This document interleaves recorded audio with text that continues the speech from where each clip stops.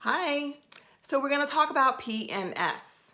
PMS is really interesting because it was officially a thing as of the early 1980s, and since then has been quite controversial. One, because it's often used fairly flippantly to demean women. Are you PMSing with every slight emotional shift that we may have? But then also, it's just such a large varying set of symptoms. It's not just one thing, right? And so there's also some controversy in the medical community around what is and what isn't PMS. So I'm going to talk a little bit about like what it is, how you define it, and then why it happens in the body. As you know, I love to lean into understanding how the body works and why things happen to take a root cause approach to what we then do about them.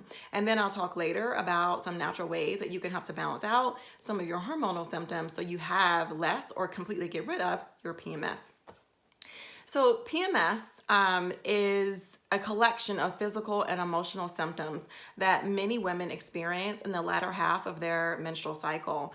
The vast majority of women report some sort of physical or emotional shift in those last 2 weeks before their period begins, and about 20% of women experience symptoms that are severe enough to actually seek medical attention. It can include everything from irritability, depression, anxiety, insomnia, breast pain, bloating, cramping, food cravings, brain fog, joint pain, acne, headaches, and the list can go on and on. In order for it to qualify as PMS, these symptoms must occur about 10 days before your period and then disappear immediately at the end of your period or shortly thereafter. If these are symptoms that you have continually, not just during that phase, then that is not considered to be PMS, just to be clear. So what causes PMS? There is, the idea that, oh, it's just your hormones. That's true and not true, right? Hormones are good. We need our hormones as women. Estrogen can make you feel awesome. It can make you feel vibrant, energetic, want to wake up in the morning, happy. So can progesterone balance out some of those other things and make you feel calm, no anxiety, no depression, and have energy. However, too much of any good thing can always cause problems. Estrogen is kind of like that interesting, charismatic friend, right? She's great to have around, but she can become a little bit overwhelming after a while. So some estrogen is great for you. Too much estrogen is overstimulating and can cause breast pain, fluid retention, irritability, and headaches. The departure of estrogen in your body can also cause symptoms. Your estrogen can't stay high forever, and you wouldn't want it to.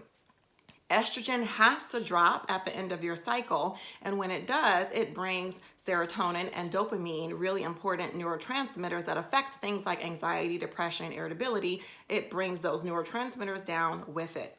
The higher your estrogen, the further that plummet or fall towards the end of your cycle.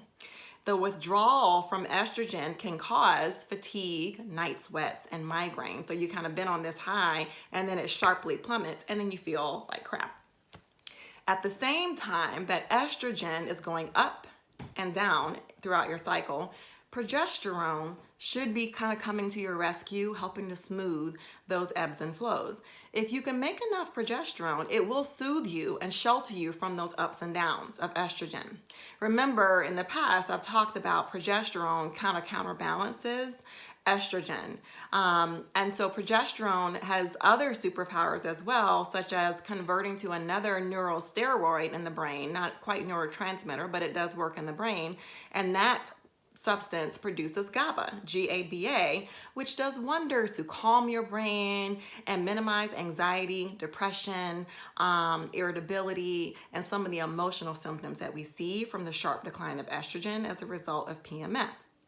Again, if you can make enough progesterone, and if you're sufficiently sensitive to the progesterone that your body is making, then you'll be soothed by all of those happy brain hormones that are being made on your way to your period.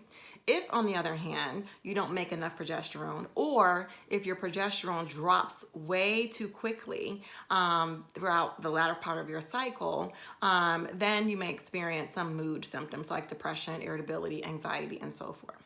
Now, it's interesting to note that the conventional approach to treating PMS is, what do you think? birth control pills.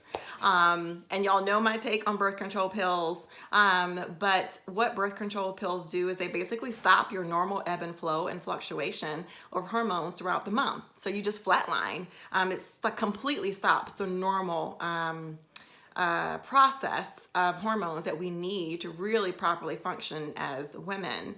But while that may stabilize things in some ways, but not in a good way, it simply masks problems. And as soon as you come off the pill, you'll have those problems again, and they may be even worse because they've gone unaddressed for so long. So you're not really addressing the proper hormonal fluctuation and supporting nurturing your nature. You're instead kind of covering up the issue and throwing the baby out with the bathwater. So what we want to work towards is something called hormonal resilience. We want to improve your body's ability to respond to the natural hormonal fluctuations that really are needed for us to function optimally as women. And so that's what we'll talk about next, is how you develop that hormonal resistance and what you can do to minimize your PMS symptoms. Talk to you soon, ladies.